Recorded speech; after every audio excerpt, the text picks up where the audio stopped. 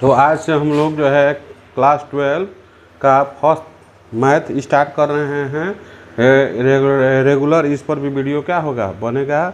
आप लोग ध्यान से इसको देखिए और समझिए, और कमी बेसी हो तो कमेंट्स में लिखिए। तो आइए आज मैट्रिक्स स्टार्ट कर रहे हैं। लाइन बाय लाइन ये क्वेश्चन A to Z इस पर बनते चला जाएगा। इसका प्लेलिस्ट मैट्रिक्स के नाम से प्लेलिस्ट में ऐड हो जाएगा। और देखिए सवाल क्वेश्चन पहले देखा जाए। NCERT का क्लास 12 हुआ, मैट्रिक्स हुआ, और यहाँ पर आपका एक्सरसाइज 3.1 है। क्वेश्चन नंबर 1 है। 1 में क्या करना है, दिया हुआ है मैट्रिक्स, यानी इस प्रकार का डंडा अगर अंदर के तरफ घुमा हो तो इसको मैट्रिक्स पढ़ा जाता है। इसमें दिया हुआ था क्या, सिर्फ ये इस तरह से, ये 2 5 है 19 है, बस इस पर ध्यान देना है। जैसे आपका सामने जो है ये देख रहे हैं ना, इसको R1 पढ़ा जाता है, यानी इसको रो के मुताबिक जाना जाता है। इसको R2 यानी फर्स्ट रो,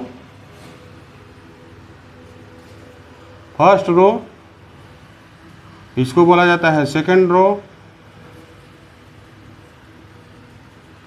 इसको बोला जाता है R3 यानी थर्ड रो।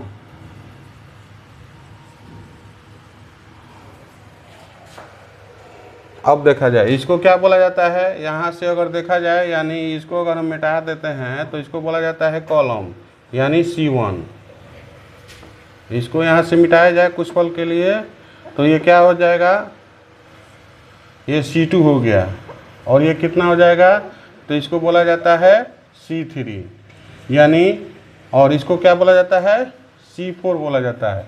यानी देखा जाए तो इसमें को जो है आपके सामने 1 रो, 2 रो, 35 - 2, और तीसरा 3 रो है, और कॉलम की संख्या कितना है, तो 1 2 3 4।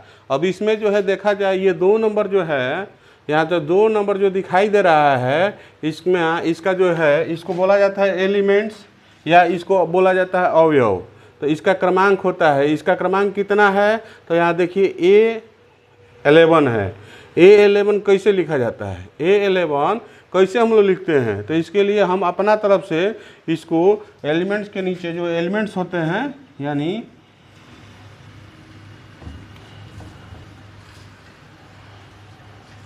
जो एलिमेंट्स होते हैं उसके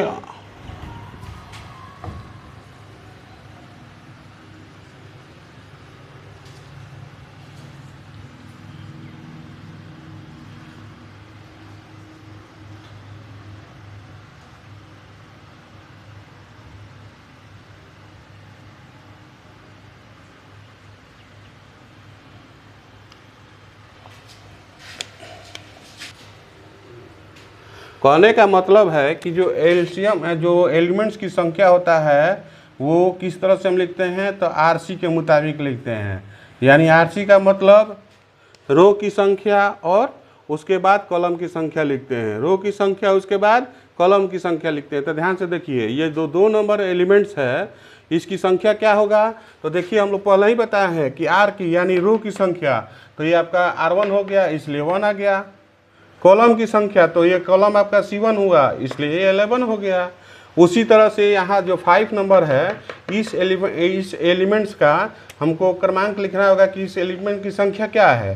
तो इस एलिमेंट को भी बताया है कि ERC के मुताबिक हम अपना ERC डालें ताकि किसी को दिक्कत ना हो। तो एलिमेंट्स लिखने के लिए उसका क्रमांक रो और कॉलम, तो देखा जाए ये फर्स्ट रो, कॉलम सेकेंड हो गया, इसलिए 2 हो गया। फर्स्ट रो कॉलम 3 हो गया तो 13 हो गया। फर्स्ट रो कॉलम 4 हो गया तो 14 हो गया। उसी तरह से ये 35 जो है, इसके बारे में देखिए, 35 के बारे में इसका भी क्रमांक बताना है। तो 35 का सबसे पहले हम लोग क्या लिखेंगे, रो लिखेंगे। तो रो 2 हो गया, इसलिए 2 आ गया। कॉलम यहाँ 1 है, इसलिए 21 हो गया। फिर देखा जाए रो 2 है, कॉलम 2 है तो 2 हो गया। रो 2 है, कॉलम 3 है तो 23 हो गया। फिर यहाँ देखा जाए तो रो की संख्या 2 है और कॉलम की संख्या 4 है, इसलिए इसका क्रमांक मिल गया। उसी तरह से √3 है, ये एक एलिमेंट्स है, और इसका क्रमांक बताने के लिए देखना होगा हमको क्या, तो सबसे पहले रो देखना होगा। तो रो कितना हुआ, 3 हुआ, तो 3 आ गया। और कॉलम की संख्या कितना हो गया, तो 31 हो गया। रो की संख्या, कॉलम की संख्या 2, रो की संख्या 3, कॉलम की संख्या 3, रो की संख्या 3 और कॉलम की संख्या 4। देखिए इसमें 3 3 3 हमेशा रिपीट कर रहा है कि नहीं, 3 3 3 आगे आया हुआ। इसका मतलब है कि हमेशा आगे रो की संख्या को लिखते हैं। देखिए यहाँ 2 2 2 2 हमेशा रो की संख्या, कॉलम होगा तो कॉलम से हटा देंगे। यानी ERC के मुताबिक आप जो है एलिमेंट्स को आप व्यक्त कर सकते हैं, दिक्कत आपको नहीं होगा। ये जानना जरूरी है, नहीं जरूरी जानेंगे तो आगे डिटर्मिनेंट्स में भी आप बनाएंगे तो दिक्कत होगा। वहाँ पर एलिमेंट की संख्या जानना जरूरी होगा, तभी हम लोग उसका कोफैक्टर या माइनर्स हम लोग निकाल सकते हैं। यानी सहखंड होता है, ये सब आगे जो है हम लोग अगर नहीं विधि मालूम रहेगा तो दिक्कत होगा। अब चला जाए, इसमें क्वेश्चन नंबर 1 में पूछ रहा है, क्या पूछ रहा है, कह रहा है कि द ऑर्डर ऑफ मैट्रिक्स, यानी ये जो देख रहे हैं ना, इसमें ऑर्डर ऑफ मैट्रिक्स में इसका कैसे लिखा जाएगा। तो सबसे पहले क्या लिखा जाता है, रो की संख्या लिखा जाता है।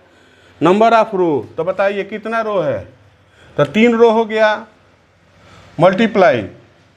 उसके बाद होता है नंबर ऑफ कॉलम, तो कॉलम को हो गया तो 1 2 3 4 कॉलम हुआ, इसलिए 3 3। यानी ऑर्डर में हमेशा क्या लिखा जाता है, रो की संख्या, उसके बाद इनटू कॉलम की संख्या। तो रो हमारे सामने अभी बताएं कि R1 R2 R3, यानी 3 गो रो हो गया, 4 गो कॉलम हो गया। इसलिए हम लोग यहाँ लिख सकते हैं 3 × 4। कोई दिक्कत। दूसरा नंबर देखा जाए, यहाँ दिया है द नंबर ऑफ एलिमेंट्स, यानी अवयवों की संख्या ज्ञात करें। नंबर ऑफ एलिमेंट्स माने अवयवों की संख्या करें। तो यहाँ पर ऑर्डर हम लोग निकाले हुए हैं कि रो इंटू कॉलम, तो रो इंटू कॉलम, तो ये तो ऑर्डर हो गया। यानी ऑर्डर का मतलब क्या होता है, इसको कोटि भी कहा जाता है, इसको नंबर ऑफ, इसको क्या बोला जाता है, इसी को कोटि कहा जाता है। यानी कोटि की संख्या या नंबर ऑर्डर ऑफ मैट्रिक्स, तो इसको गुना करेंगे, यानी 3 चौका कितना होता है 12। तो गुना करने के बाद जो आते हैं जो आता है, यानी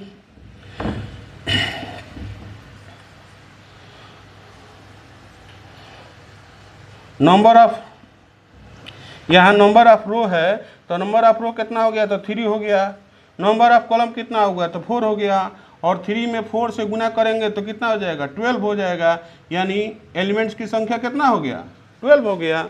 एलिमेंट की संख्या 12। देखिए 3 बोले 1 2 3 4 4 8 और 4 3 12, ये टोटल एलिमेंट्स की संख्या कितना हो गया, 12 हो गया। अब आइए यहाँ देखा जाए, तीसरा नंबर में कह रहा है कि राइट द एलिमेंट्स, यानी अवयवों को लिखें। अब वो अवयव कौन सा है, एलिमेंट्स को लिखना है।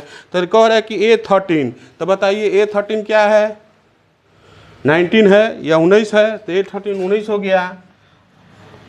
उसके बाद A21 है, A21 का मतलब क्या होता है, तो A21 का मतलब होता है, ध्यान से देखिए 21 यहाँ है, तो ये क्या हो गया 35 हो गया। उसके बाद A33 यहाँ है, 33 का मान देखिए कितना है, तो -5 है। उसके बाद देखा जाए तो A24 का मान कितना है, तो 12 है, तो 12 हो जाएगा। उसके बाद कितना है आपका A23, तो A23 का मान कितना है, तो 5/2 है, तो ये कितना हो जाएगा, ये 5/2 हो गया। ये पहला चैप्टर है, इसको अच्छा से ध्यान से देखिए। एलिमेंट्स को हमेशा ERC के मुताबिक, यानी इसी के मुताबिक, यानी रो की संख्या और कॉलम की संख्या लिखेंगे तो इससे हमको एलिमेंट की संख्या प्राप्त हो जाता है। इसको देखिए और चैनल को सब्सक्राइब कीजिए। ये क्वेश्चन नंबर 1 था।